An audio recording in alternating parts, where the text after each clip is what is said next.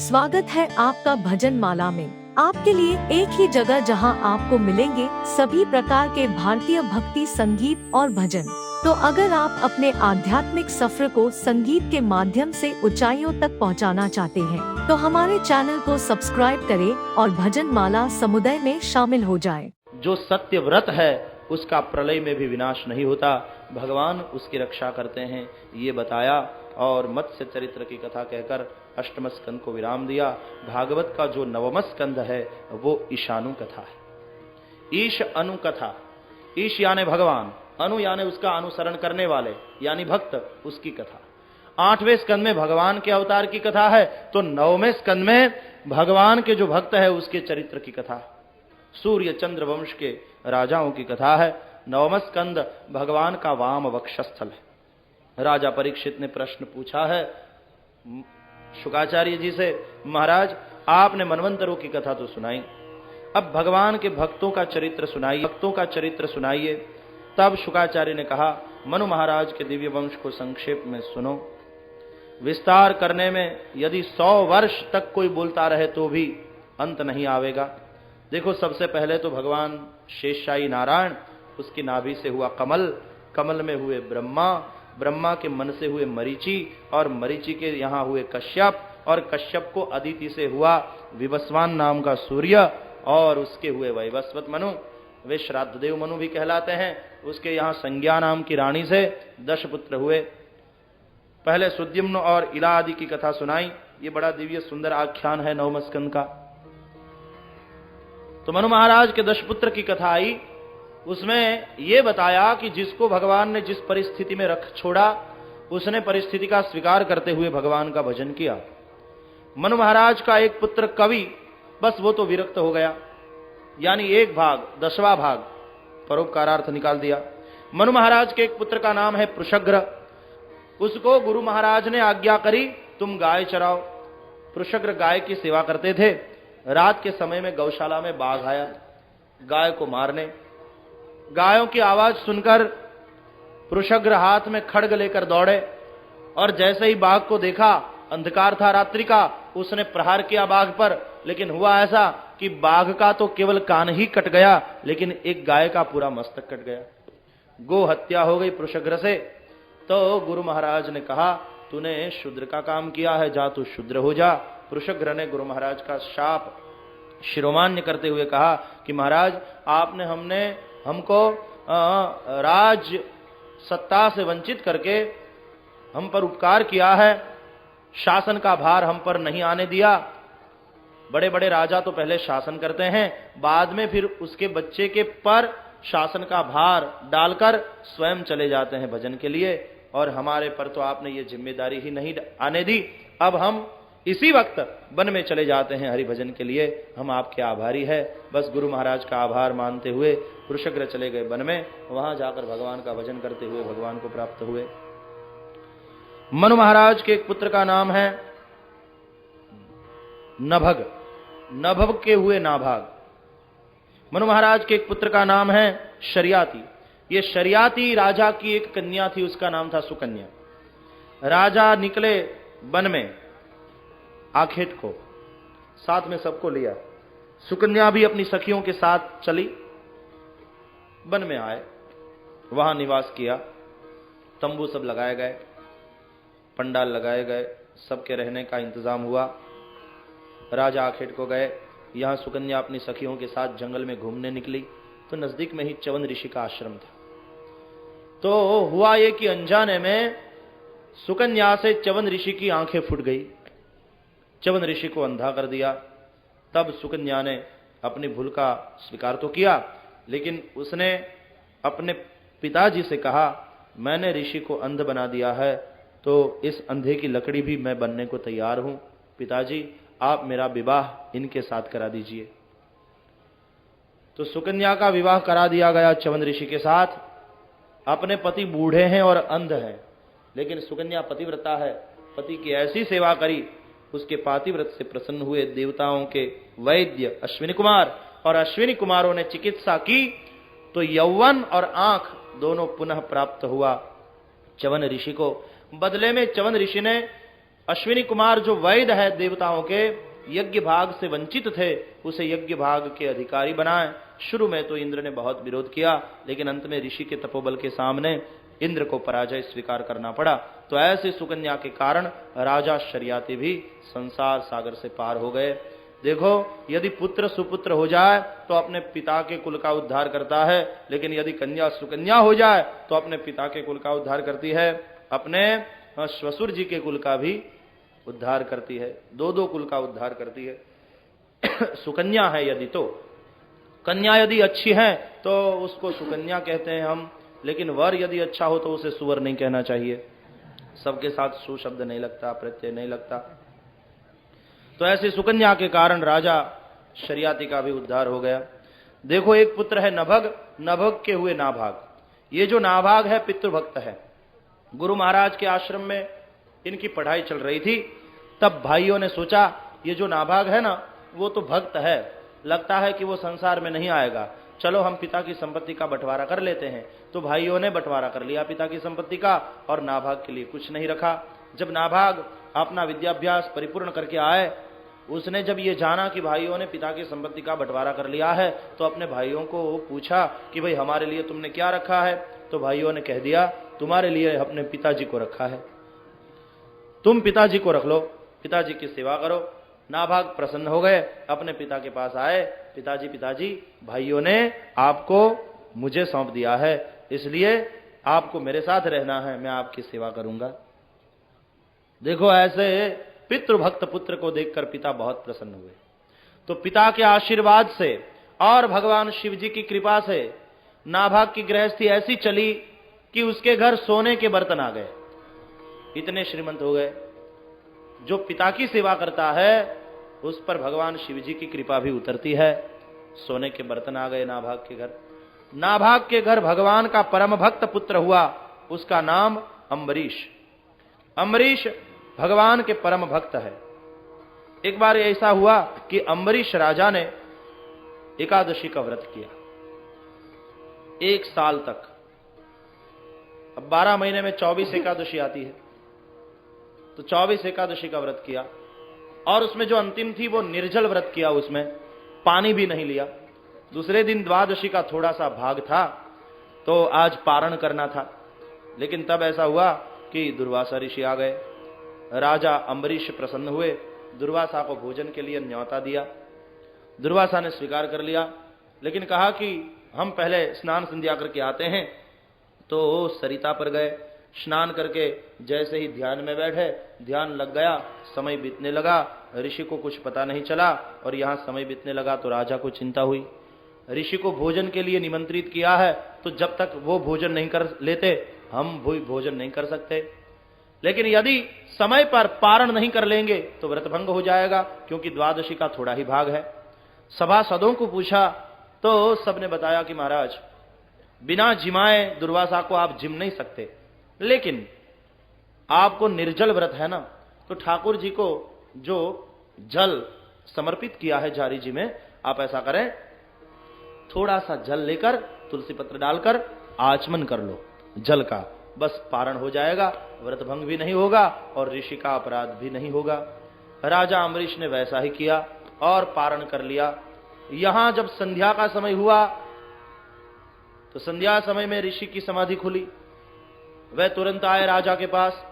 राजा ने कहा कि महाराज, आपने बहुत देर लगा दी, आपको भोजन पर निमंत्रित किया है हमने, दोपहर की, ये तो शाम हो गई।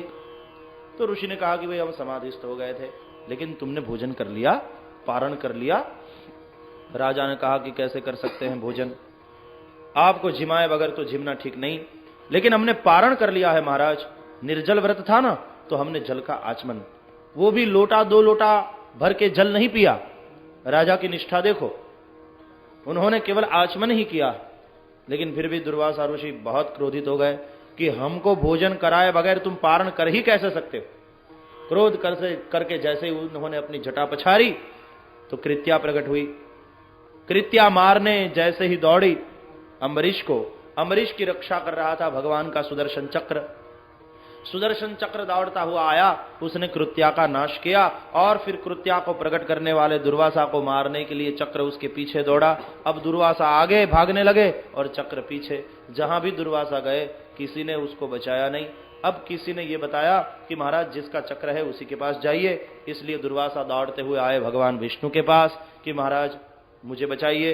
भगवान ने कहा कि मैं भी बचाने में असमर्थ हूं, क्योंकि चक्र इस वक्त मैंने अम्बरीश को दे रखा है। इसलिए हे ऋषि, यदि आप बचना ही चाहते हैं तो आपको अम्बरीश के पास ही जाना होगा। 1 वर्ष के बाद भटकते हुए दुर्वासा ऋषि पुनः अम्बरीश के पास आए। राजा का चरण पकड़ते हुए बोले, भगवत भक्त राजा, हमसे तुम्हारा अपराध हो गया, हम क्षमा मांगते हैं, इस चक्र को शांत करो और हमको बचाओ। राजा अम्बरीश ऋषि के चरणों में गिर पड़े और कहा कि महाराज हमें अपराध में मत डालिए, आप हमको बंधन करें वो उचित नहीं, हम आपके चरण में बंधन करते हैं। और प्रार्थना करके भगवान के सुदर्शन चक्र को अम्बरीश ने शांत कर दिया। अब जैसे ही आशीर्वाद देकर दुर्वासा ऋषि जाने लगे तो फिर से अम्बरीश ने रोका दुर्वासा को कि महाराज कहां जा रहे हैं, आपको हमने भोजन का न्योता दिया है, जब तक आप भोजन न कर लें हम भोजन नहीं कर सकते। 1 साल और बीत गया लेकिन हमने अन्न नहीं खाया है, पूरा उपवास किया, अन्न ही नहीं लिया। तो राजा की इस निष्ठा को देखकर ऋषि दुर्वासा बहुत प्रसन्न हुए। तो ऐसा भगवत भक्त राजा है अम्बरीश। देखो दुर्वासा भी शिवांश है, भगवत भक्त राजा का इस तरह अपराध नहीं कर सकते दुर्वासा, लेकिन भगवत भक्त राजा की महिमा समाज को बताने के लिए ही दुर्वासा ने ऐसी लीला की है। अम्बरीश का वंश आगे चला।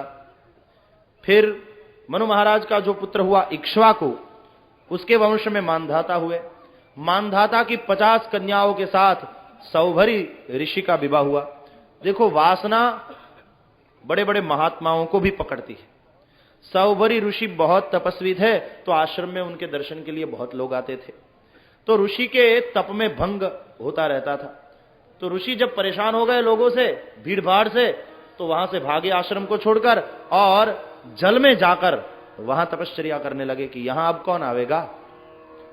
तो वहां लोगों ने, मनुष्यों ने तो हैरान नहीं किया, लेकिन मछलियों ने हैरान किया।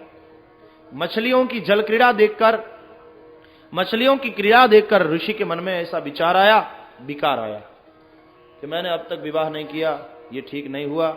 चलो अब भी कोई ज्यादा समय नहीं गया है, ज्यादा उम्र नहीं हुई है, अब भी कर सकते हैं, अभी तो हमारे केवल 80 साल हैं। तो सौभरी ऋषि जल से बाहर निकले और मानधाता का राजा के पास आए। राजा, मानधाता हुई है, अब भी कर सकते हैं, अभी तो हमारे केवल 80 साल हैं। तो सौभरी ऋषि जल से बाहर निकले और मानधाता का राजा के पास आए। राजा मानधाता ने उनका स्वागत किया, आगमन का कारण पूछा। तब ऋषि ने बताया कि राजा तुम्हारी 50 पुत्री है, तुम्हारी एक पुत्री का विवाह मेरे साथ कर दो। राजा मानधाता ने सोचा कि ये ऋषि बूढ़े हैं, अब बेटी का विवाह कैसे कर सकता हूं इनके साथ, लेकिन यदि इनकार करूंगा तो फिर ये शाप दे देंगे। तो राजा ने युक्ति पूर्वक कहा, महाराज मेरी 50 कन्या हैं, जो कन्या आपको पसंद करें उसका विवाह आपके साथ करूंगा।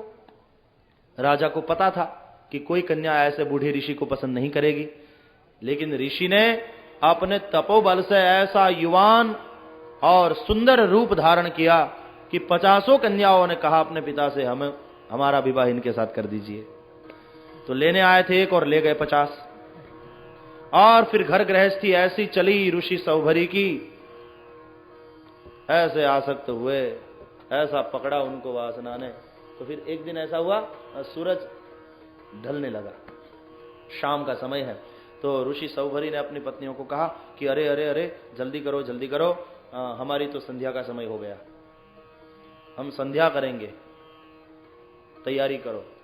तो 50 पत्नियां हंसने लगी कि महाराज हमारे विवाह के बाद इतना समय चला गया, आपने कभी संध्या वंदन तो नहीं किया, आपके हाथ में कभी हमने माला नहीं देखी, कभी आपने भजन नहीं किया। तब सौभरी ऋषि जाग गए, बहुत पछतावा हुआ कि अरे मैं कहां से कहां चला गया। तो पुनः उन्होंने भगवान के भजन में मन लगा दिया। उस वंश में त्रिशंकु हुआ कि अरे मैं कहां से कहां चला गया। तो पुनः उन्होंने भगवान के भजन में मन लगा दिया। उस वंश में त्रिशंकु हुए, त्रिशंकु के वंश में हरिश्चंद्र हुए। सत्यवादी हरिश्चंद्र की कथा कौन नहीं जानता। भागवत में थोड़ी अलग ढंग से ये कथा है। 8वें अध्याय में सगर चरित्र है।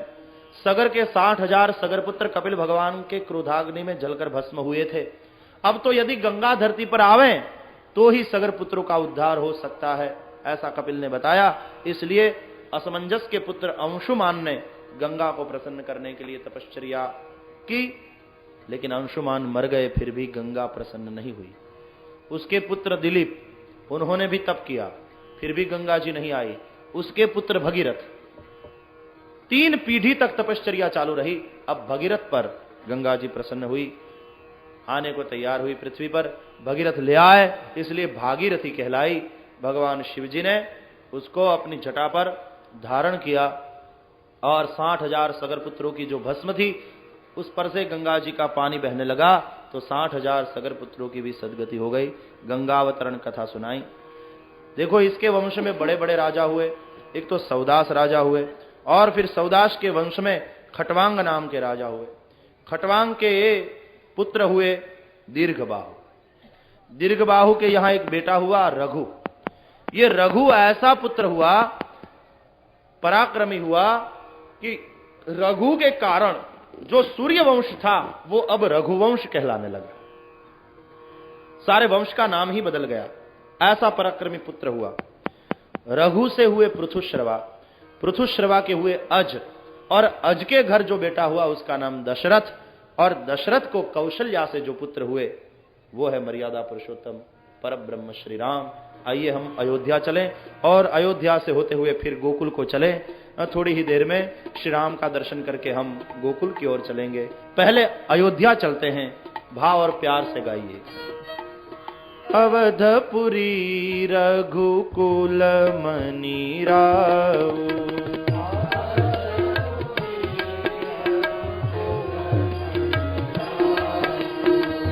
अवधपुरी रघुकुल मनि राउ,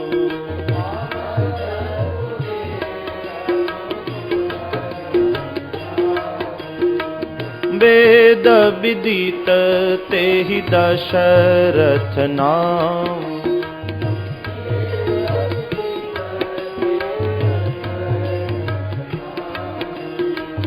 वेद विदित तेहि दशरथ नाम,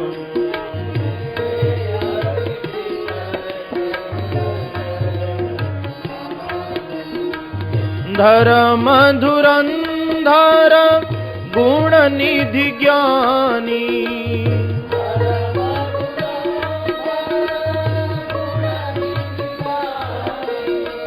हृदय भगति मति सारंग पाणी,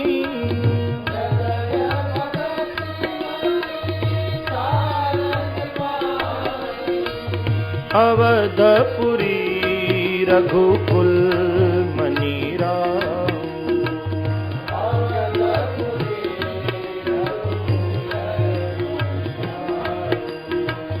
वेद विदित तेहि दशरथ नाम।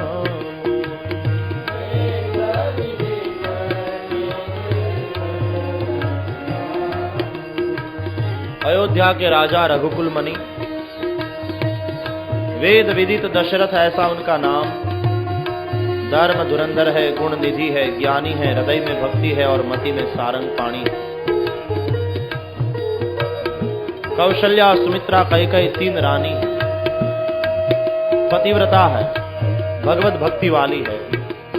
कौशल्यादि नारी प्रिय, सब आचरण पुनीत, पति अनुकूल प्रेम दृढ़, हरिपद कमल विनीत, अवधपुरी रघुकुल मनि राउ,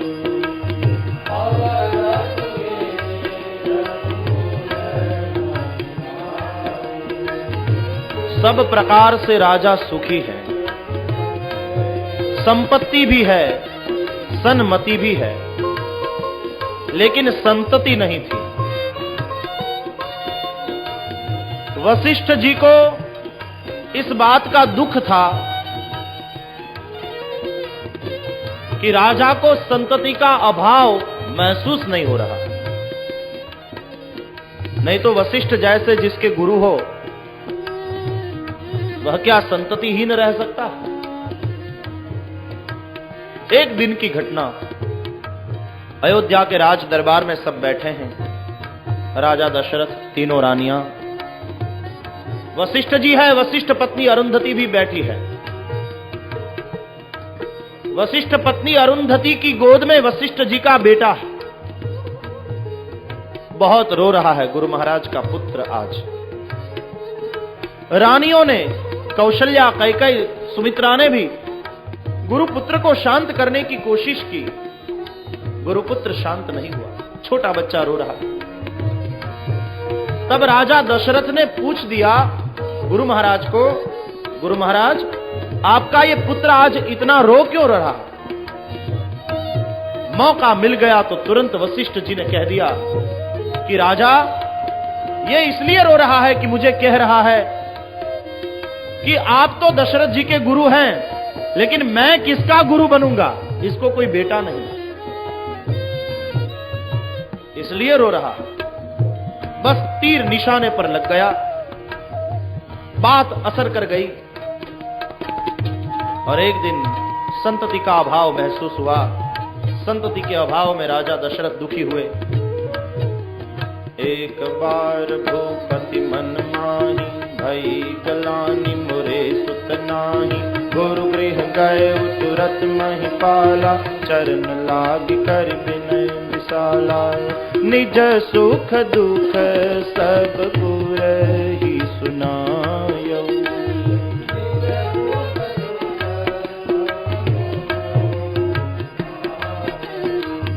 कही वशिष्ठ बहु विधि समुझायो।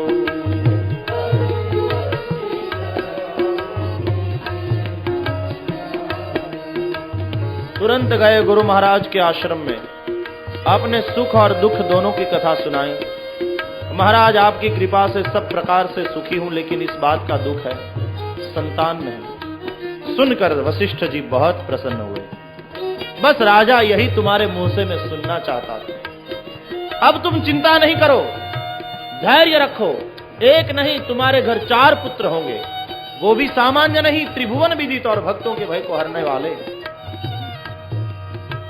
दरहु देर होई ही सुतचारी,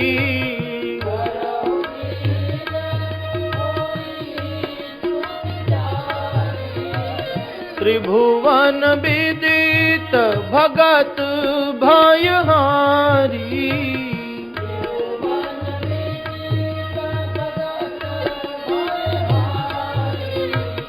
श्रृंगी ऋषि वशिष्ठ बुलावा,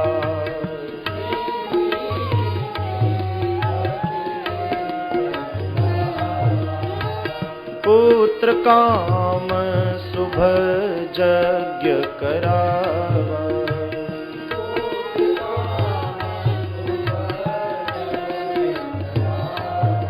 सारी जिम्मेदारी गुरु महाराज ने अब अपने सर पर उठा ली। श्रृंगी ऋषि को बुलाया, पुत्र कामेष्टि यज्ञ कराया। स्वयं यजमान होकर बैठे यज्ञ में गुरु महाराज और उन्होंने आहुति दी। भक्ति सहित मुनि आहुति दीने, प्रगटे अग्नि चरु कर लीन। भक्ति सहित मुनि आहुति दीने, प्रगटे अग्नि चरु कर लीने। अवधपुरी रघुकुल मनि राव,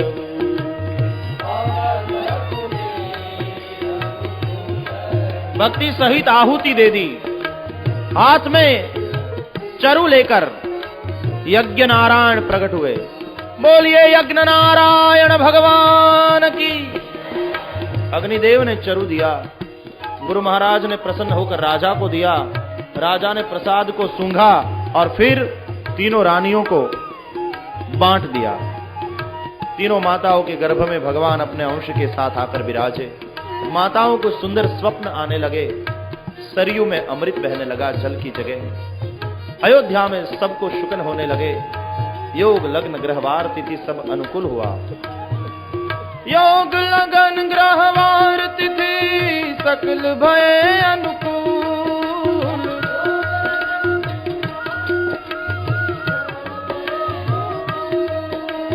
चर अरु अचर हर्ष जुत राम जन्म सुख मूल।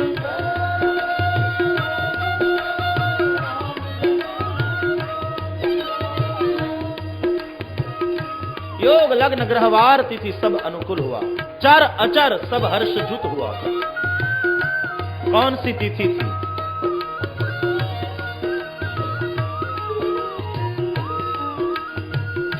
चैत्र मास शुक्ल पक्ष नवमी तिथि मधुमास पुनीता।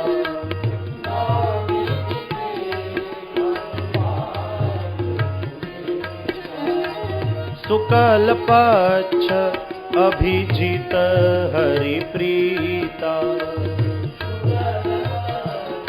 शुक्ल पक्ष नवमी तिथि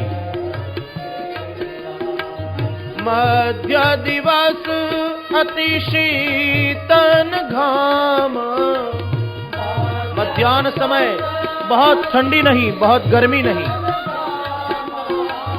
पावन काल लोक विश्राम।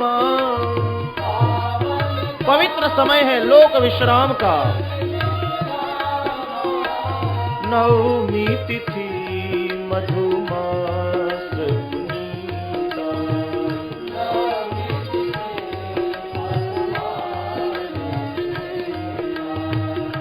एक तो नवमी तिथि का अर्थ होता है नवमी, अष्टमी और नवमी। दूसरे अर्थ में तुलसी जी कहते हैं नवमी उस तिथि को मैं नमस्कार करता हूं जिस तिथि में भगवान प्रकट हुए। कहते हैं भगवान को जब प्रकट होना था तो सारी तिथियां सामने आकर खड़ी हुई। सब कहने लगी प्रभु मुझ में प्रकट हो जाओ, मुझ में प्रकट हो जाओ। लेकिन नवमी तिथि वो रिक्ता थी। सभी तिथियों ने अपना अपना महत्व बताया। प्रतिपदा ने कहा कि मैं तो नूतन वर्ष हूं। द्वितीया ने कहा मैं यम द्वितीया हूं। तृतीया ने कहा मैं अक्षय तृतीया हूं। चतुर्थी ने कहा मैं गणेश चतुर्थी हूं। पंचमी ने कहा मैं नाग पंचमी हूं। षष्ठी ने कहा मैं वो रांधन छठ हूं गुजराती में, हाँ चूल्हे पर बहुत सारी रसोई पकाते हैं। सप्तमी ने कहा मैं शीतला सातम हूं। अष्टमी ने कहा मैं हवनाष्टमी हूं, हवन होता है। दशवीं विजयादशमी। सभी तिथियों ने अपने अपना महत्व बताया। लेकिन नवमी बिचारी एक जगह खड़ी थी, वो तो रिक्ता थी। शुभ कार्य नवमी में नहीं होता था। भगवान ने कहा बेचारी ये जो रिक्ता है, खाली है, उसी को चलो भर देता हूं मैं। भगवान ने निर्णय किया कि नवमी में ही हम प्रकट होंगे। इसलिए तुलसी जी ने कहा नवमी उस तिथि को मैं नमस्कार करता हूं। चैत्र मास शुक्ल पक्ष नवमी तिथि भगवान को प्यारा अभिजीत नक्षत्र, मध्याह्न समय। शीतल मंद सुर विबह पाऊ, हर्षित सुर संतन मन चाऊ। शीतल मंद सुर विबह पाऊ, हर्षित सुर संतन मन चाऊ। नवमी तिथि मधुमास पुनीता। शीतल मंद सुर भी बहने लगा। देवताओं को हर्ष हुआ, संतों को आनंद हुआ। ब्रह्मादि देव अवध के आकाश में विमान ले लेकर आए। ब्रह्मा जी ने आज्ञा करी सब पुष्प वृष्टि करके स्तुति करके विदा हो जाओ, क्योंकि ये तो मर्यादा पुरुषोत्तम का प्रागट्य है। उनके प्रागट्य के समय यदि हम आकाश से पुष्प वृष्टि करेंगे तो सब पहचान लेंगे कि ये तो ब्रह्मा आया, ये तो मर्यादा वाले। ब्रह्मादि देव स्तुति करके विदा हुए। तुलसी जी लिखते हैं रामायण में, सूर समूह बिनती करी पहुंचे निज निज धाम।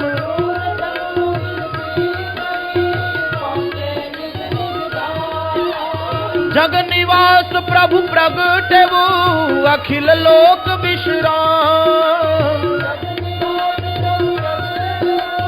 अखिल लोक विश्राम सियावर रामचंद्र की जय। पवन सुत हनुमान की जय। उमापति महादेव की जय। बोलो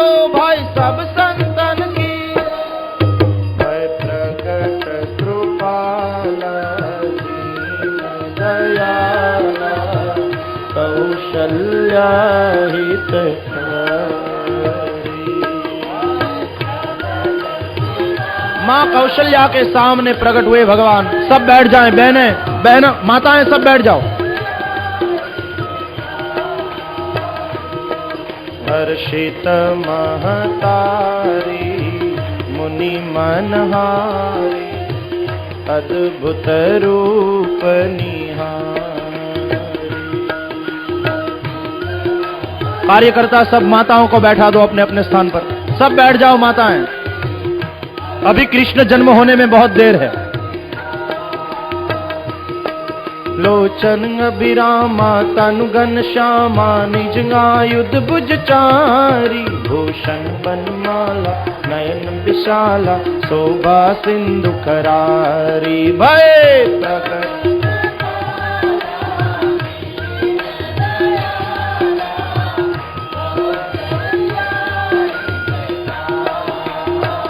शंख चक्र गदा पद्मधारी भगवान चतुर्भुज नारायण बनकर आए हैं। माँ कौशल्या के पास प्रकट हुए। कौशल्या अम्बा ने भगवान नारायण की स्तुति की। कितना विराट रूप है, जिसके रोम रोम में ब्रह्मांड है। ब्रह्मांड निकाया निर्मित माया रोम रोम प्रतिवेद कहे। और सोबासी यह उपहासी सुनत धीर मति फिर न रहे। भय प्रकट कृपा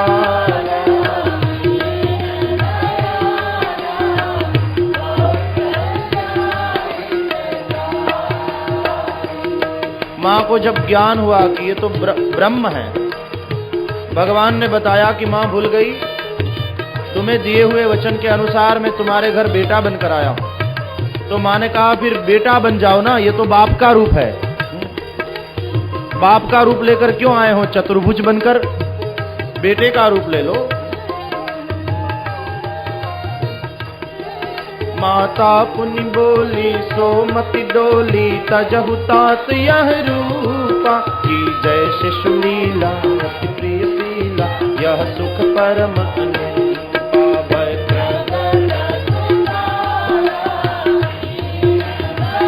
की जय शिशु लीला, बच्चे के रूप में आ जाओ।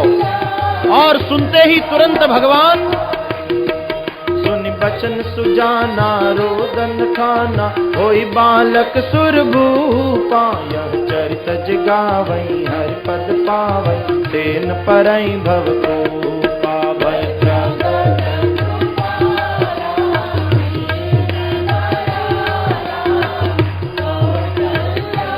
सब बैठ जाएं मेरे भाई। धैनु सुर संतहित लिनह मनुज अवतार।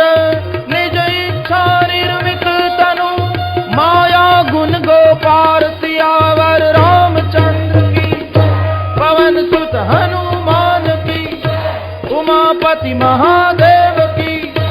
बोलो भाई सब संतन की। दशरथ पुत्र जन्म सुनी काना मानहु ब्रह्मानंद समाना। दशरथ महाराज को पुत्र जन्म का समाचार मिला, मानो ब्रह्मानंद में मगन हुए। परमानंद पुरी मन राजा कहा बुलाई बजावहु बाजा।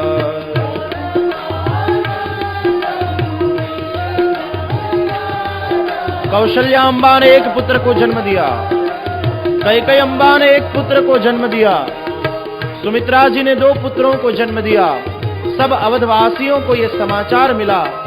सारी अवध दौड़ती हुई आई अवधेश के राजमहल में। अवधेश ने कह दिया बाजे वाले को बुलाओ, बाजे बजाओ, जन्मोत्सव मनाओ। सब अवधवासी आए, जन्मोत्सव मनाया। सब प्रेम से गाने लगे राजा राम राम राम सीता राम राम राम राजा राम राम राम सीता राम राम राम।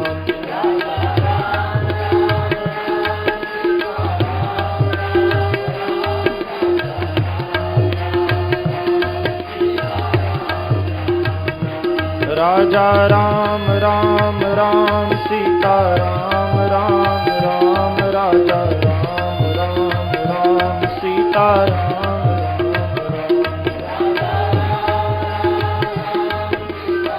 हरि बोल।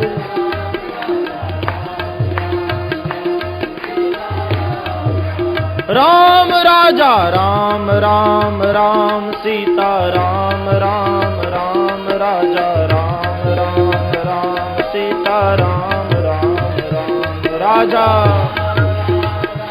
जय हो।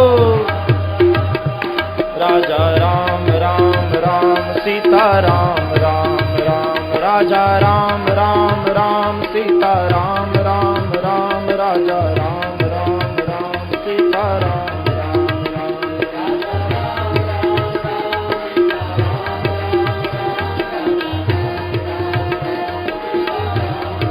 राम राजा राम राम राम सीता राम राम राम राजा राम राम राम सीता राम राम राम।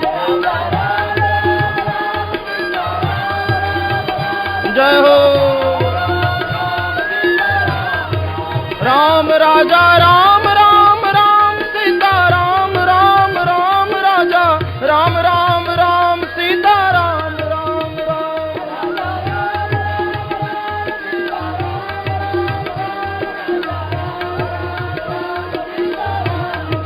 राम राजा राम राम राम सीता राम राम राम राजा राम राम राम सीता राम राम।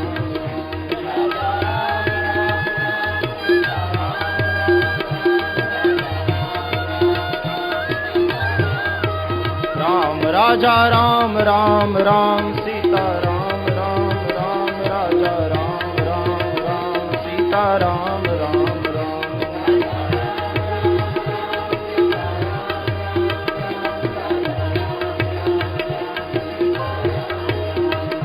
सीता राम राम राम सीता राम राम राम सीता राम राम राम सीता राम राम राम। भगवान श्री रामभद्र का प्रागट्य हुआ अयोध्या में। श्रीमद् भागवत में 2 अध्याय में राम कथा है, रामचरित्र है। गुरुवर्थे त्यक्तराज्यो व्यचरदनुवनं पद्मपद्भ्यां प्रियायाः पाणिस्पर्शाक्षमाभ्यां मृजितपथरुजो यो हरीन्द्रानुजाभ्यां वैरूप्याच्छुर्पणख्याः प्रियविरहरुषारोपितभ्रो विजृम्भ त्रस्ताब्धिर्बद्धसेतुः खलदवदहनः कौसलेन्द्रोऽवतान्नः। अपने पिता की आज्ञा को शिरोमान्य करके भगवान श्री राम जी ने राज्य का त्याग किया और वनवास स्वीकार किया, वो भी प्रसन्न चित्त होकर वन में गए। जब मां कौशल्या पूछती है वनवास का कारण, तो भगवान ये बताते हैं कि पिता ने मुझे वनवास नहीं दिया, पिता ने मुझे वन का राज्य दिया है। पिता दिन्ह मोहि कानन राजू। प्रसन्न चित्त होकर भगवान वन गए। जब वाल्मीकि ऋषि के आश्रम में गए और वाल्मीकि जी ने वनागमन का कारण पूछा, तो भगवान ने इतना सुंदर निवेदन किया। भगवान श्री राम जी ने बताया कि प्रभु, ये वनवास हुआ है मुझे मेरे पुण्य के फल स्वरूप। तो वाल्मीकि को आश्चर्य हुआ कि भाई वनवास भी कोई पुण्य के फल स्वरूप हो सकता है। तो भगवान श्री राम जी ने कहा कि हाँ महाराज, देखिए ना कितने सारे लाभ हुए मुझे। तात बचन पुण्यमातु हित, भाई भरत असराव, मोह कह दरस तुम्हार प्रभु, सब मम पुण्य प्रभाव। एक तो पिता की आज्ञा का पालन करने का सौभाग्य प्राप्त हुआ, मेरी मां कैकेयी का हित हुआ, मेरा भाई भरत राजा बन गया, और उससे भी एक और बड़ी बात है महाराज कि मोह कहूं दरस तुम्हार प्रभु। यदि मुझे वनवास न होता तो आपके जैसे साधु महात्माओं का दर्शन कैसे होता। अब इतने सारे लाभ हुए तो कहना चाहिए कि सब मेरा पुण्य है, ये पुण्य के फल स्वरूप मिला है। वन में विचरण किया भगवान श्री राम जी ने जिन चरण से, चरण कैसे हैं? पद्म पदव्याम। व्यास जी ने उपमा देते हुए कहा कमल समान है, कोमल। लेकिन फिर भी शांति नहीं हुई, आगे लिखा प्रियायाः पाणि स्पर्शा क्षमाभ्याम। राम प्रिया सीता, सीता के पाणी यानी हाथ, सीता जी अपने हाथ से श्री राम जी के चरणों की सेवा करने के लिए जैसे ही कोमलांगना श्री सीता जी अपने कोमल हाथों के द्वारा श्री राम जी के चरणों को स्पर्श करती है, तो श्री सीता जी के हाथ के स्पर्श से श्री राम के चरण कमल मुरझा जाते हैं। तो भगवान के चरण कितने कोमल होंगे। ऐसे कोमल चरणों से भगवान ने वन में विचरण किया। शूर्पणखा आदि को विरूप किया, शबरी आदि का उद्धार किया, अहल्या का उद्धार किया। दिव्य है रामचरित्र। श्रेष्ठ पुत्र, श्रेष्ठ भ्राता, श्रेष्ठ राजा, श्रेष्ठ सखा, आदर्श चरित्र है श्री राम जी का। लोकोत्तर पुरुष है भगवान श्री राम। रामायण से जीना सीखो, भागवत से मरना सीखो। जीना भी एक कला है, मरना भी एक कला है। रामायण और महाभारत दो इतिहास है हम भारतवासियों के पास। ये दो इतिहास कहे जाते। दिव्य राम कथा सुनाई, हम यहां विस्तार तो नहीं करेंगे। बीच बीच में जहां मौका मिला है तब राम कथा ली है हमने, और जब जब मौका मिलता जाएगा आने वाले 4 दिनों में वहां रामचरित्र को लेते रहेंगे। इसलिए यहां संक्षेप में एक श्लोकी रामायण बोलकर श्री रामचरित्र को वंदन करें। आदौ राम तपोवनादिगमनम हत्वा मृगम कांचनम वैदेही हरणम जटायु मरणम सुग्रीव संभाषणम वाली निग्रहणम समुद्र तरणम लंकापुरी दाहनम पश्चाद रावण कुंभकर्ण हननम चैतद्विरामायणम। 2 अध्याय में भगवान श्री रामभद्र के चरित्र का वर्णन किया। श्री राम जी के 2 पुत्र हुए लव और कुश, उसके वंश का वर्णन किया। 13वें अध्याय में निमि के वंश का वर्णन है। राजा निमि ने वशिष्ठ जी के शाप से देह त्याग किया, उसकी कथा है। 14वें अध्याय से चंद्रवंश का वर्णन है। अत्रि और अनसुया के घर त्रिदेव बालक बनकर आए, दत्त, दुर्वासा और चंद्रमा। उसमें चंद्र का जो वंश चला चंद्रवंश कहलाया। चंद्रमा के घर बुध हुए तारा से।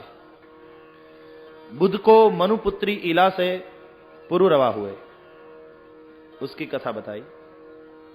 रुचिक ऋषि के पुत्र हुए जमदग्नि, जमदग्नि के हुए परशुराम। परशुराम जी ने सहस्त्रार्जुन का अधर्म देखकर क्रोध करके क्षत्रियों का संहार करना शुरू किया। सहस्त्रार्जुन का वध किया। 21 बार उन्होंने पृथ्वी नक्षत्री कर दी। विश्वामित्र के वंश का वर्णन एक अध्याय में आया है। क्षत्र, वृद्ध आदि राजाओं का वंश का वर्णन किया है शुकाचार्य ने। सूर्य चंद्र वंश में बड़े बड़े प्रतापी महाराजा हुए। उन राजाओं के चरित्र की कथा 9वें स्कंद में आई। 2 अध्याय में ययाति के चरित्र का वर्णन है। राजा ययाति का विवाह दैत्यों के गुरु शुक्राचार्य की पुत्री देवयानी के साथ हुआ था। देवयानी ब्राह्मण की पुत्री है और क्षत्रिय राजा के साथ उसका विवाह क्यों हुआ? ये तो प्रतिलोम विवाह कहा जाता है। क्षत्रिय की पुत्री ब्राह्मण को वरती है, लेकिन ब्राह्मण की पुत्री क्षत्रिय को नहीं वरती। तो उसमें ऐसा हो गया था कि देवताओं के गुरु बृहस्पति का बेटा कच का देवयानी को शाप हो गया था। कच को संजीवनी विद्या सीखनी थी। है बृहस्पति का पुत्र कच, और आया है दैत्यों के गुरु शुक्राचार्य के पास संजीवनी सीखने, विद्या सीखने आया। अब हुआ ये कि शुक्राचार्य की पुत्री देवयानी कच में आसक्त हो गई, मोहित हो गई, तो उसने विवाह का प्रस्ताव रख दिया उसके पास। कच ने इनकार करते हुए कहा कि यह तो अधर्म वाली बात है, क्योंकि तुम मेरे गुरु की पुत्री हो और गुरु तो पिता समान होता है, इस संबंध से देखा जाए तो हम भाई बहन हुए। कच ने इनकार कर दिया। उसने तो धर्म की बात बताई कि देवयानी जो है ब्राह्मण की बेटी है, ब्राह्मणी है, और वो अपने आप को श्रेष्ठ ब्राह्मणी समझती थी। उसमें भी दैत्यों के गुरु शुक्राचार्य की पुत्री है, हाथ में थोड़ी सत्ता भी है, तो बहुत अभिमानी हो गई थी। उसने कच को शाप दे दिया, जाओ तुम संजीवनी विद्या सीखने आए हो हमारे पिता से, लेकिन तुम विद्या को भूल जाओगे, हमारे पिता की सिखाई हुई विद्या को। कच ने कहा देवयानी को कि देखो, हमने धर्म की बात बताई, फिर भी तुमने हमें शाप दे दिया, तो फिर मुझे भी तुम्हें शाप देने का अधिकार है, मैं भी तुम्हें शाप दे देता हूं, तुम्हें कोई ब्राह्मण नहीं ग्रहण करेगा। तो कच के शाप के कारण देवयानी का विवाह किसी ब्राह्मण के साथ नहीं हुआ। अब ऐसा हो गया कि एक बार देवयानी और दैत्यों के राजा वृषपर्वा की पुत्री शर्मिष्ठा दोनों नहाने गई, साथ में सखियां हैं, अपने वस्त्रों को वहीं छोड़कर किनारे पर सब नहाने पड़ी। अब इसमें ऐसा हो गया कि शर्मिष्ठा जैसे ही बाहर आई तो उसने भूल से देवयानी के वस्त्र पहन लिए। तो देवयानी तो अपने आप को श्रेष्ठ ब्राह्मणी समझती थी, उसने शर्मिष्ठा को बहुत भला बुरा सुनाया कि देख, तेरा बाप तो कुत्ते की तरह मेरे पिता के घर बैठा रहता है, दुम हलाता रहता है, मेरे पिता के कारण तुम्हारे पिता का राज्य टिका हुआ है, और नीच तूने मेरे वस्त्र पहन लिए। तो शर्मिष्ठा को भी बहुत गुस्सा आ गया, अरे हमारे टुकड़ों पर तो पलते हो तुम, तुम्हारा बाप तो पुरोहित है, मेरे पिताजी जब दक्षिणा देते हैं तब तो तुम्हारा घर चलता है, और तू बहुत अभिमानी हो गई। इतना कहकर उसके सारे वस्त्र निकाल दिए और शर्मिष्ठा ने देवयानी को धक्का दे दिया, तो एक कुएं में गिरा दिया उसे, और शर्मिष्ठा अपनी सखियों को लेकर वहां से चली गई। उस वक्त राजा ययाति आखेट को निकले थे। यहां कुएं में गिरी हुई देवयानी कोई बचाओ चिल्ला रही थी। राजा वहां कुएं के पास आए, देखा कि अंदर तो स्त्री पड़ी हुई है, कोई कन्या है। अपना वस्त्र निकाल करके राजा ने देवयानी को दे दिया, देवयानी ने वस्त्र पहन लिया, और फिर राजा ने, ययाति ने उसका हाथ पकड़ करके देवयानी को बाहर निकाला। तो देवयानी ने कहा कि देखो राजा, तुमने हमारा हाथ पकड़ा यानी पानी ग्रहण कर लिया, अब तो मैं बर चुकी तुमको। तो राजा देवयानी ने भी कहा कि अच्छा ठीक है। तो शुक्राचार्य की पुत्री देवयानी और राजा ययाति का विवाह हो गया। लेकिन उसमें ऐसा हुआ कि देवयानी जैसे ही घर गई तो बहुत नाराज हो गई। शुक्राचार्य ने देवयानी को पूछा, बेटी क्या हुआ? तब कहा कि पिताजी ऐसा ऐसा हुआ, और राजा की पुत्री ने, राजकुमारी ने मेरा इस तरह से अपमान कर दिया, अब तो आप राजा को छोड़ ही दीजिए। शुक्राचार्य तो बड़े क्रोधित हो गए वृषपर्वा पर, नहीं करना तुम्हारा पौरोहित्य मुझे, तुम्हारे जैसा यजमान, तुम्हारी राजकुमारी ने मेरी पुत्री का अपमान किया। शुक्राचार्य को भी अपनी पुत्री पर बहुत प्रेम था, तो वृषपर्वा को छोड़ने के लिए तैयार हुए। वृषपर्वा समझते थे कि शुक्राचार्य महाराज की कृपा के कारण ही हम सुखी है, यदि ये चले जाएंगे तो फिर हम कुछ नहीं है। इसलिए चरण पकड़ लिए, बहुत क्षमा मांगी और कहा कि महाराज किसी भी तरह लेकिन आप हमें क्षमा कर दीजिए और रुक जाइए। तब शुक्राचार्य ने कहा कि देखो, ब्राह्मण जल्दी क्रोधित भी हो जाता है और जल्दी प्रसन्न भी हो जाता है। अब तुमने हमारे पग पकड़ लिए हैं और इतना विनय दिखा रहे हो तो हम तो प्रसन्न हो गए हैं, लेकिन हमारी पुत्री देवयानी को पहले तुम प्रसन्न कर लो। तो वृषपर्वा ने देवयानी को भी कहा, हे गुरुपुत्री, अब तुम गुस्सा छोड़ो और मुझ पर प्रसन्न हो जाओ। तब कहा कि राजा, मेरा गुस्सा तब ही उतरेगा जब तुम्हारी बेटी शर्मिष्ठा मेरी दासी बन जाए। उसने बहुत बड़ा अपराध किया है, मेरा अपमान किया है, मुझे कुएं में धकेल कर वो चली गई। तो वृषपर्वा ने अपनी बेटी को समझाया। शर्मिष्ठा ने भी अपने पिता के हित का विचार करते हुए इस बात का स्वीकार कर लिया। अब देवयानी और राजा ययाति का विवाह हो गया और शर्मिष्ठा दासी बनकर देवयानी के साथ गई। लेकिन वचन ले लिया था शुक्राचार्य ने कि देखो राजा, ये राजकुमारी जो है मेरी बेटी की दासी बनकर आई है, आती है तुम्हारे घर उसके सामने दृष्टि भी मत करना, और यदि करोगे तो मैं शाप दे दूंगा। तो देवयानी के साथ विवाह हो गया राजा ययाति का, और शर्मिष्ठा दासी बनकर गई। लेकिन राजकुमारी है शर्मिष्ठा, तो एक दिन देवयानी को तो 2 पुत्र हुए, यदु और तुर्वसु। तो शर्मिष्ठा ने भी राजा से कहा, मैं भी तो राजकुमारी हूं और मैं तुम्हें समर्पित हूं, मैं भी चाहती हूं कि मुझे आपसे पुत्र हो जाए। तो राजा ने शर्मिष्ठा को भी पत्नी के रूप में अपना लिया, और शर्मिष्ठा से 3 पुत्र हुए। अब एक बार देवयानी और राजा ययाति दोनों घूमते हुए बगीचे में निकले, तो दासी शर्मिष्ठा के पास 3 पुत्र है। बड़ा आश्चर्य हुआ। देवयानी ने बच्चों को बुलाया, यहां आओ, तुम्हारे पिताजी का नाम क्या है? तो उसने कहा ययाति। ओ तेरी भली, ययाति के लड़के हो तुम? तुम्हारी मां कौन है? कहा कि ये रही शर्मिष्ठा। और तुरंत देवयानी रुठ गई, अपने पति का कान पकड़ा, कहो जी, ये दासी थी, उसका पत्नी के रूप में तुमने स्वीकार क्यों किया? अब राजा ययाति ने कहा, भाई राजकुमारी है तो राजा को जो भाई वो रानी, उसने हमारा स्वीकार किया तो हमने उसका स्वीकार कर लिया। तब देवयानी पुनः रुठ गई, राजा को बहुत भला बुरा सुनाया और चली गई अपने मायके। और अपने पिता को जब ये बात सुनाई तो शुक्राचार्य बहुत क्रोधित हो गए। उन्होंने शाप दे दिया ययाति को, अपने जवाई को, जाओ बूढ़े हो जाओ। तो बूढ़े हो गए। जब बूढ़े हो गए तो राजा ययाति ने अपनी पत्नी देवयानी से कहा कि देखो इसमें नुकसान किसको हुआ? तो देवयानी फिर से रोने लगी कि अब तो मैं जवान हूं और मेरे पति बूढ़े हो गए, पिताजी आपने ये क्या कर दिया? तो पुनः शुक्राचार्य ने कहा ययाति को कि भाई ऐसा हो सकता है कि तुम्हारे 5 बेटे हैं, यदि तुम्हारा कोई बेटा तुम्हारा बुढ़ापा ले ले और अपना यौवन तुम्हें दे दे तो तुम पुनः युवान हो सकते हो। तब देवयानी के दोनों पुत्रों से यौवन मांगा तो देवयानी के पुत्रों ने तो इनकार कर दिया।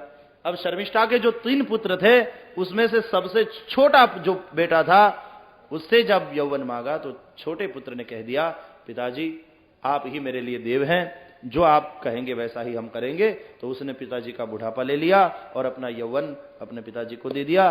देखो विषय भोग से तृप्त नहीं हुए राजा ययाति। अंत में उसने कह दिया, न जातु कामः कामानाम उपभोगे रशाम्यति हविषा कृष्णवर्त्मैव भूय एवाभिवर्तते। विषय भोग की इच्छा अग्नि में घृताहुति के समान है, उससे तो कामाग्नि और प्रदीप्त हो उठता है। अंत में अपने पुत्र का यौवन उसे वापस दे दिया और प्रसन्न हो गए, तो उसी को राजा बनाया, शर्मिष्ठा के छोटे लड़के को, पुरु को, उसको राजा बना दिया। और फिर राजा ययाति ग्रह का त्याग करके चले गए वन में भगवान के भजन के लिए। देवयानी ने भी भगवान का भजन किया। तो ययाति का ये जो पुत्र था पुरु, उसका वंश आगे चला, उसके वंश में दुष्यंत हुए और दुष्यंत का विवाह शकुंतला के साथ हुआ। देखो दुष्यंत गए हैं, आखेट को निकले हैं वन में और कण्व ऋषि के आश्रम में गए। तो कण्व के आश्रम में एक कन्या देखी जो सखियों के साथ घूम रही है। तो उसको देखते ही दुष्यंत उसमें आसक्त हो गए। तो दुष्यंत ने सोचा हम चंद्रवंशी राजा है, देखो हमारा मन यदि ये ब्राह्मण पुत्री है तो उसमें आसक्त नहीं हो सकता, लेकिन मुझे अपने मन पर पूरा पूरा भरोसा है, मैं अपने पूर्वजों को कलंक नहीं लगाऊंगा, जरूर ये क्षत्रिय पुत्री होनी चाहिए।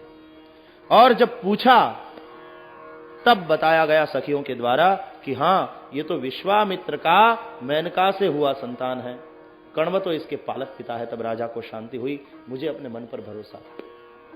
बाद में तो गांधर्व विवाह हो गया शकुंतला और राजा दुष्यंत का। तो शकुंतला से फिर एक जो बेटा हुआ उसका नाम था भरत। भरत तो बहुत बड़े राजा हुए, बहुत बड़े वीर हुए, शेर के दांत उसके मुंह में हाथ डालकर वो गिनता था, ऐसा बड़ा पराक्रमी पुत्र हुआ। उसके वंश में रंतिदेव हुए। रंतिदेव महाराज का चरित्र भी बहुत अद्भुत है। उन्होंने व्रत करते समय अतिथि धर्म को निभाने में बहुत कुछ सहन किया और फिर भगवान से ये मांगा कि देखो भगवान, हम यही मांगते हैं आपसे कि प्राणी मात्र के हृदय में हम बैठ जाएं। तो भगवान ने कहा कि भाई प्राणी मात्र के हृदय में तो हम बैठे हुए ही हैं, अब तुम क्यों बैठना चाहते हो? क्या तुम ये चाहते हो कि मैं निकल जाऊं? तो रंतीदेव ने कहा कि महाराज आप निकल जाए, ऐसा कहने का अर्थ नहीं है, आप भी बैठे रहिए, लेकिन आप तो केवल साक्षी बनकर ही रहते हैं प्राणी मात्र के हृदय में। मैं तो प्राणी मात्र के हृदय में इसलिए बैठना चाहता हूं कि इन प्राणियों को जो दुख हो रहा है वो मुझसे देखा नहीं जाता, तो उनको जो दुख हुआ है उनके हृदय में बैठकर मैं भोगूं, सुख सबको मिले और सबका दुख मुझे मिल जाए, मैं भोगूं दुख। तो इतने बड़े बड़े अच्छे अच्छे राजा हुए। दिवोदास आदि के वंश का कथन हुआ, वृक्ष के वंश पे पांडव आदि की उत्पत्ति हुई। अंबालिका, अंबिका और दासी से व्यास जी के नियोग से धृतराष्ट्र, पांडु और विदुर हुए। धृतराष्ट्र का विवाह तो हुआ गांधार कुमारी गांधारी के साथ, उससे 100 पुत्र हुए दुर्योधनादि, और दुश्शला नाम की एक कन्या भी हुई। पांडु राजा का विवाह हुआ कुंता के साथ और माद्री के साथ। कुंता से तो देवताओं की मंत्र की सिद्धि से 3 पुत्र हुए।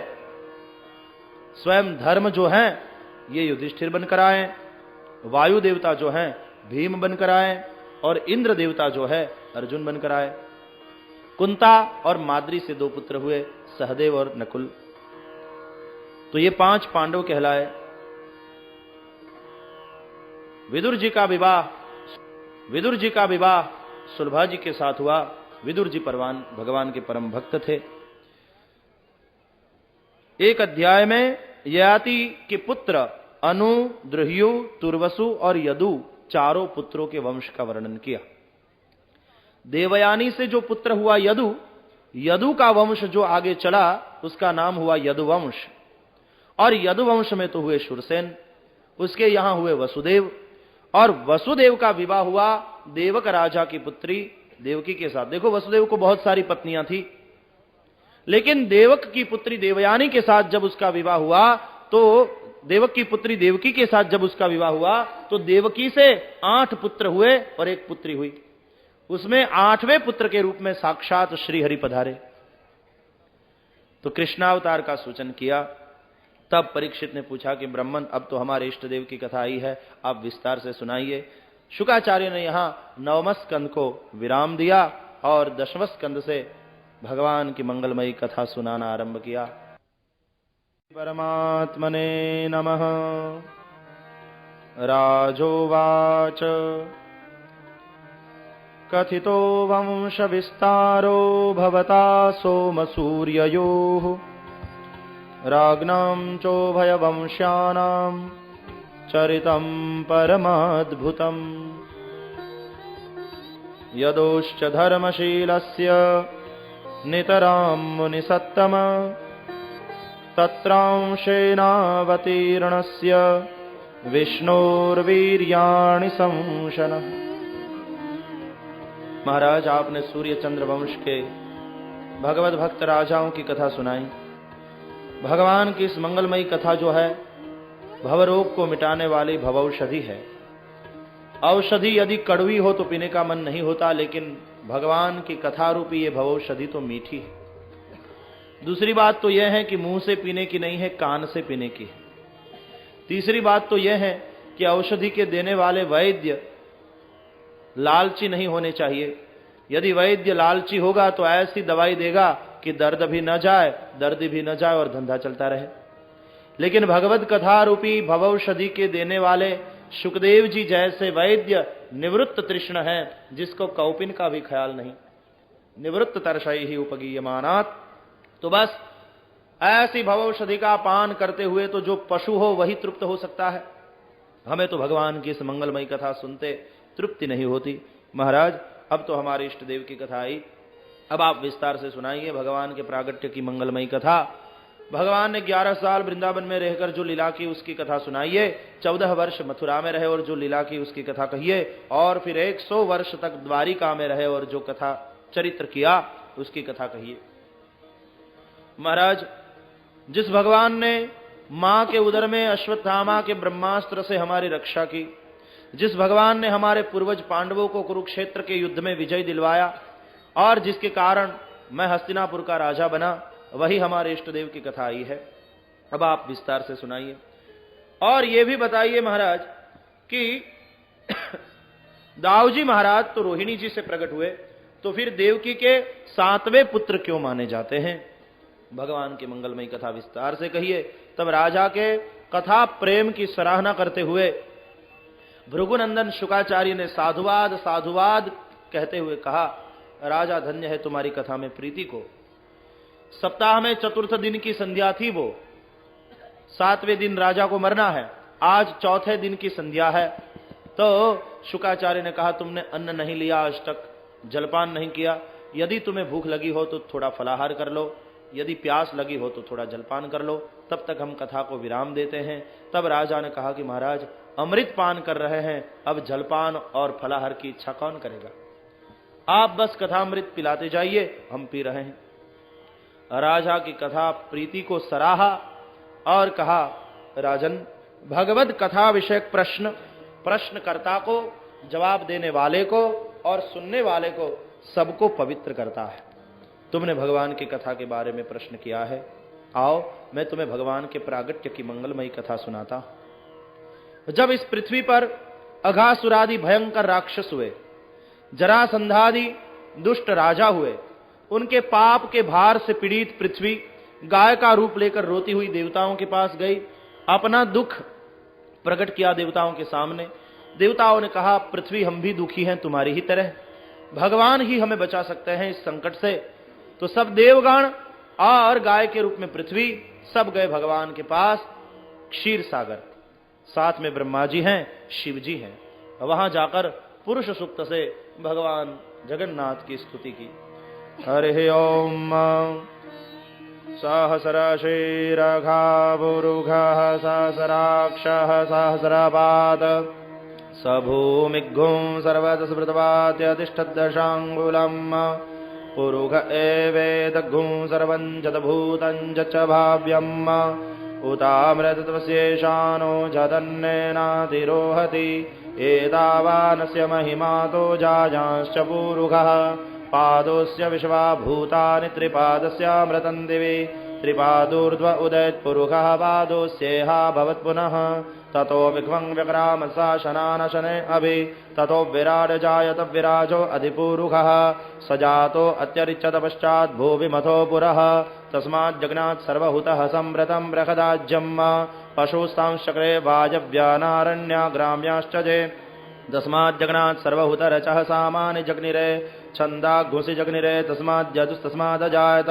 तस्मादश्वा अजायन्त जेकेशो भयादतः गावोह जग्निरे तस्माज्जाता अजावयः तञ्जग्नं वरैकि प्रोक्षन् पुरुषं जातमकृतः तेन देवा अयजन्त साध्या रखयश्च जे जत्पुरुषं व्यदधुः कथिता व्यकल्पयन् मुखं किमस्यासीत् किं बाहु किमूरुपादा उच्येते ब्राह्मणोऽस्य मुखमासीत् बाहु राजन्यः कृतः ऊरु तदस्य जद्वैश्य पद्भ्याघ्शूद्रो अजायत चंद्रमा मनसो जातश्चक्षोः सूर्यो अजायत श्रोत्राद्वायुश्च प्राणश्च मुखादग्निरजायत नाभ्या आसीदन्तरिक्षगुं शीर्ष्णोद्योः समवर्तत पद्भ्याम्भूमृदिशः श्रोत्रा तथा लोकाम् अकल्पयन् जत्पुरुषेण हविखा देवा जग्नमतन्वत वसन्तोऽस्यासीदाज्जङ्घ्रीक्ष्म इद्मः शरद्दविः सप्तास्यासन्नपरिदय श्री सप्तसमितः कृताः देवा जग्नन्दन्वाना अवग्नन् पुरुषं पशुम् जग्नेन जग्नमय जन्त देवास्तानि धर्माणि प्रथमान्यासन्न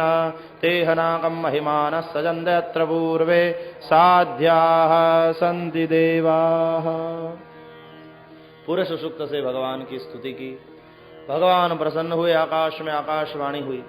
यह आकाश केवल आकाश नहीं, हृदयाकाश है। उसमें ब्रह्मा को सुनाई पड़ा अंतरात्मा की आवाज।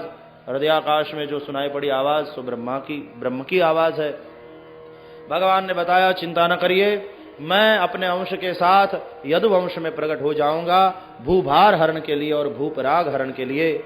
सब देवताओं को आकाशवाणी कह सुनाई। सब देवता अपने अपने धाम में गए। पृथ्वी को भी भगवान ने, ब्रह्मा जी ने शांत कराया। समय आया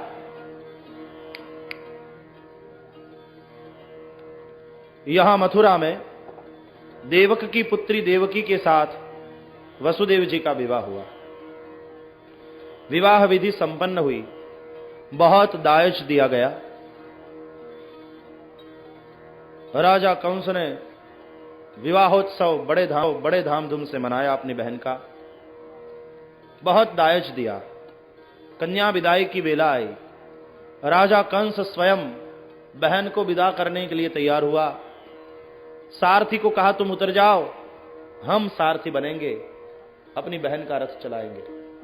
वसुदेव देवकी रथ में विराजित हुए, कंस सारथी बना। रथ लेकर जैसे ही जा रहा था, आकाश में आकाशवाणी हुई, हे अबुद्ध, जिस तेरी बहन देवकी को तू इतना प्रेम कर रहा है, उसी के 8वें गर्भ से तेरी मृत्यु होगी। आकाशवाणी ने ऐसा क्यों कहा? 8वें गर्भ से मृत्यु होने ही वाली थी, लेकिन आकाशवाणी को कहने की जरूरत क्या थी? भगवान ने ही आकाशवाणी के द्वारा ऐसा कहा। अब सवाल यह पैदा होता है कि भगवान ने आकाशवाणी के द्वारा ऐसा कहा, इसलिए तो कंस को पहले से ही पता चल गया और वसुदेव देवकी को कारागृह में डाल दिया। वसुदेव देवकी को बहुत दुख भोगना पड़ा। तो कहने की क्या जरूरत थी? आकाशवाणी को बोलने की क्या जरूरत थी? जो होना था वो तो होना ही था।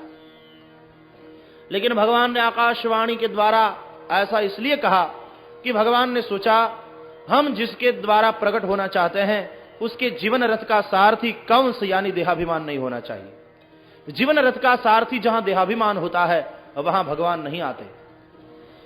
भगवान नहीं चाहते कि इसके जीवन रथ का सारथी कंस बने, इसके रथ को कंस चलावे। आकाशवाणी के होते ही कंस तो सारथी था सो मिट गया और उसने अपनी बहन के बालों को पकड़ लिया।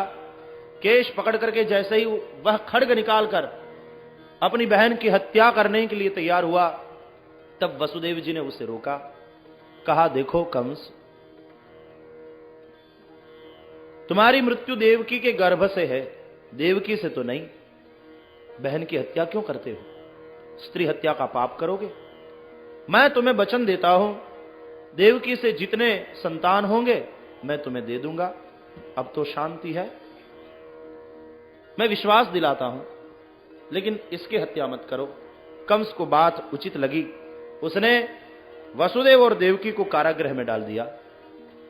समय बीता, तब संसार वाटिका में, संसार की बगिया में प्रथम पुष्प पत्र खिला। जैसे पहला बेटा हुआ, वसुदेव जी को अपना वचन याद आया, प्रथम पुत्र को लेकर वचन निभाया, गए कंस के पास। लो कंस, ये हमारा प्रथम पुत्र है, हमने वचन निभाया है, अब तुम जो चाहो कर सकते हो। कंस बहुत प्रसन्न हो गया, वसुदेव आपने वचन निभाया, आप तो मेरे मित्र हैं। देवकी के 8वें गर्भ से हमारी मृत्यु है, ये तो पहला पुत्र है, इसको भला मैं क्यों मारूंगा? ये तो हमारा भांजा है। कंस अप्रज था। जरासंध की 2 पुत्री अस्ति और प्राप्ति के साथ उसका विवाह हुआ था, लेकिन संतति नहीं थी, अप्रज था। तो उसने कहा ये हमारा भांजा है, ये हमारा पुत्र है, इसको हम नहीं मारेंगे। हृदय से लगाया। देखकर वसुदेव और देवकी को बड़ा आनंद आया। इस तरह से 6 पुत्र हुए, कंस ने किसी को मारा नहीं। नारद ने सोचा ये ठीक नहीं हो रहा, तो नारद जी आए कंस के पास मथुरा में। कंस को बताया, सावधान तो हो, 6 बालक हो गए। कंस ने कहा कि महाराज अभी तो 7वां आवेगा, बाद में 8वां, मैं बहुत सावधान हूं। देवर्षि ने कहा, भूल रहे हो कंस, आकाशवाणी ने कहा है कि 8वें गर्भ से तुम्हारा नाश है, लेकिन 8वां कहां से गिनते हुए? पहले से गिनते हुए कि अंतिम से गिनते हुए? देखो धोखे में मत रहना। देखो मेरे हाथ में ये कमल जो है ना, उसकी पंखुड़ियां कितनी हैं? कहा कि 8। अच्छा, एक को पकड़ा नारद जी ने और कहा कि यहां से बताओ 8वीं कौन सी होती है? गिनती करते हुए बताया कंस ने कि ये 8वीं है। फिर से नारद जी ने हाथ बदल दिया, कहा यहां से गिनती करो 8वीं कौन सी होती है। फिर से हाथ बदल दिया, यहां से गिनती करो 8वीं कौन सी होती है। तो 8 सबको 8वीं सिद्ध कर दिया। कहा कि अब तुम सच सच बताओ कि इसमें से हकीकत में 8वीं कौन है। कंस ऐसा उलझन में फंस गया, नारद जी हंसे।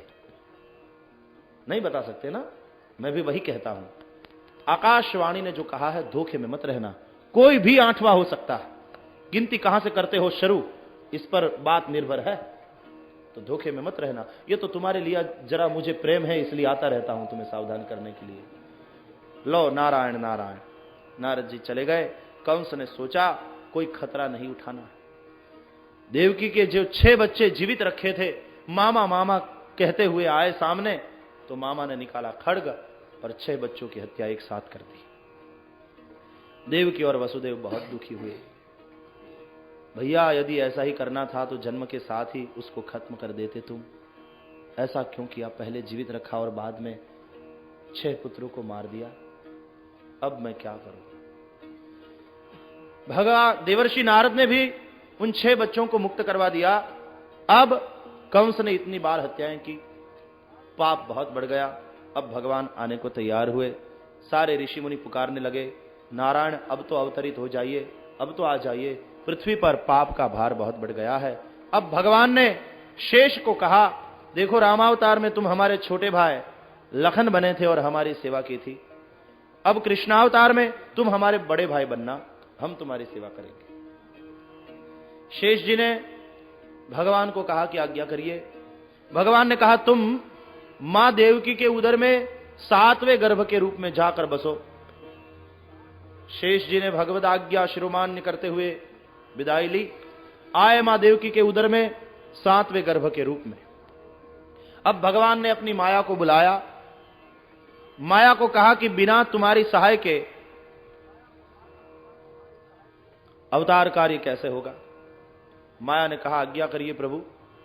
भगवान ने कहा, देखो माया, देवकी जी के 7वें गर्भ के रूप में शेष जी विराजमान है उसके उदर में।